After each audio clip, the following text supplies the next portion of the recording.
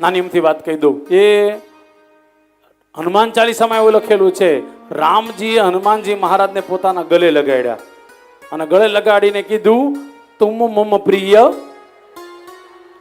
તમે મારા ભરત કરતા પણ વધારે ભરત સમાન છો. હવે રામજી હનુમાનજીને આવું બોલ્યા ને ત્યારે બાજુમાં લક્ષ્મણજી ઊભા હતા. એટલે લક્ષ્મણજીને એમ થયું કે આને ભરત વાલા, હનુમાનજી વાલા એટલે વાંદરો વાલો હું નહીં, આ 14 વર્ષથી દુખી તો હું થાઉં છું. એટલે બીજા દિવસે લક્ષ્મણજી રામજીની સેવા કરે પણ આમ પરાણે પરાણે મોઢું આમ હતું. રામજીએ કીધું, કેમ આમ મોઢું કેમ ચડાવ્યું છે? તો કે ગઈકાલે તમે આ વાંદરાને ગળે મળાવીને તમે શું કીધું? તું મમ પ્રિય. તો ભરત કરતા તમને આ વધારે, ભરત તમને હું વાલો નહીં, આ 14 વર્ષથી તો હું આરે આરે હાલું છું, તમારા પગમાં ફરફોલા નથી એની કરતા વધારે મારે છે. ત્યારે જે રામજી બોલે છે ને, યાદ રાખજો, આવા શબ્દ પકડવા જોઈએ. ત્યારે રામજી કહે છે, ભરત, લક્ષ્મણ એક વાત કહું, હનુમાનજી અને ભરત મને વાલા છે, ચોક્કસ વાલા છે, પણ તું તો મારું હૃદય છો, તું મારું હૃદય છો. જેમ શરીરમાં હૃદય ન હોય તો શરીર કાંઈ કામનું નહીં, એમ રામનું હૃદય કોઈ હોય તો એનું નામ છે લક્ષ્મણ.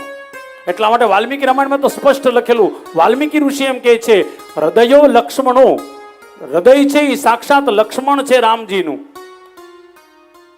સાંભળજો, એ સીતાજી ધામમાં વયા ગયા, સીતાજી પૃથ્વીમાં સમાઈ ગયા, એ પછી રામ ભગવાન પૃથ્વી ઉપર 10,000 વર્ષ સુધી રહ્યા. 10,000 વર્ષ પૃથ્વીમાં ઉપર રહ્યા. અરે દશરથ રાજા વયા ગયા તો પણ રામ ભગવાન પૃથ્વી પર ઘણા વર્ષો સુધી રહ્યા. પણ લક્ષ્મણજી જેવા સરયુમાં સમાઈ ગયા પછી એક દિવસ પણ રામ ભગવાન પૃથ્વી ઉપર ન રહ્યા. તરત ને તરત કીધું, હવે લક્ષ્મણ ગયા ને, હવે મારે અહીંયા રહેવાય નહીં. લક્ષ્મણ એટલા વાલા હતા રામને કે લક્ષ્મણ આગલા દી ગયા અને બીજા દિવસે રામ સરયુ નદીની અંદર સમાઈ ગયા. આ વાલ્મીકી રામાયણમાં કથા, વાલ્મીકી રામાયણમાં એક કથા આવશે, અદ્ભુત કથા છે સાહેબ. મને વ્યક્તિગત વાલ્મીકી રામાયણ અમુક કથા ગમે, એમાંની એક કથા છે. કાળદેવ, કાળના કાળ હો, યમરાજા કાળના રૂપમાં આવ્યા હતા. આવી વાલ્મીકી રામાયણમાં રામ ભગવાન સાથે મીટિંગ કરી હતી અને ત્યારે લક્ષ્મણને એટલું કીધું તું, લક્ષ્મણ અંદર કોઈને નહીં આવવા દેતા, જો અંદર કોઈ આવશે તો તમારે મૃત્યુના શરણે જવું પડશે.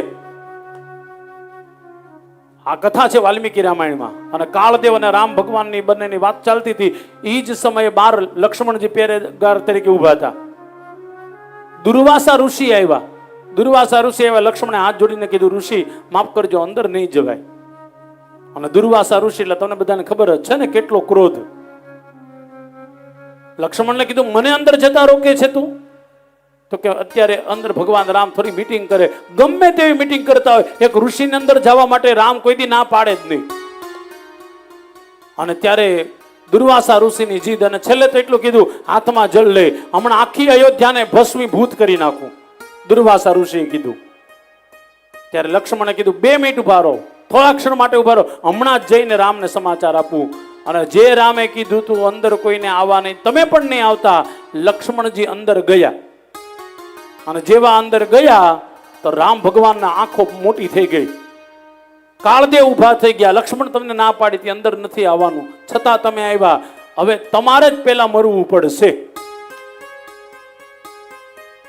અને વાલ્મીકી રામાયણની કથા છે.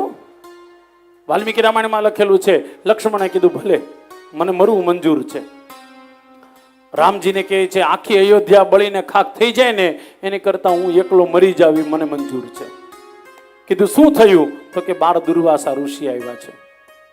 લક્ષ્મણે બસ એટલું કીધું, રામ હવે હું જાઉં છું. એ રામ જાઉં છું એમ કહીને ગયા, પોતાની માતાને મળવા નથી ગયા, પોતાની ઘરવાળીને મળવા ન ગયા. લક્ષ્મણજી ત્યાંથી ડાયરેક્ટ સરયુ નદીમાં સમાઈ ગયા. આજે પણ અયોધ્યા તમે કોઈ ગયા હોય ને તો અયોધ્યામાં લક્ષ્મણજી આ જગ્યાએથી સરયુમાં સમાઈ ગયા હતા. આજે પણ એ જગ્યા કાયદેસર દેખાડે કે અહીંથી ગયા હતા લક્ષ્મણજી.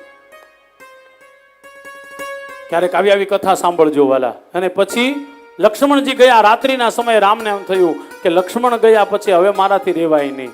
અને બીજા જ દિવસે એ રામ ભગવાને વિચાર કર્યો, વશિષ્ઠ મહારાજને કે હવે મારે રહેવું નથી, લક્ષ્મણ વગર કેમ રહી શકું. અને પછી તો કથા એવી છે, વશિષ્ઠ મહારાજે કીધું એકલા નહીં, અયોધ્યા, આ કથા તો કહી દીધી છે, અયોધ્યા વાસીઓને બધાને સાથે લઈને જાઓ.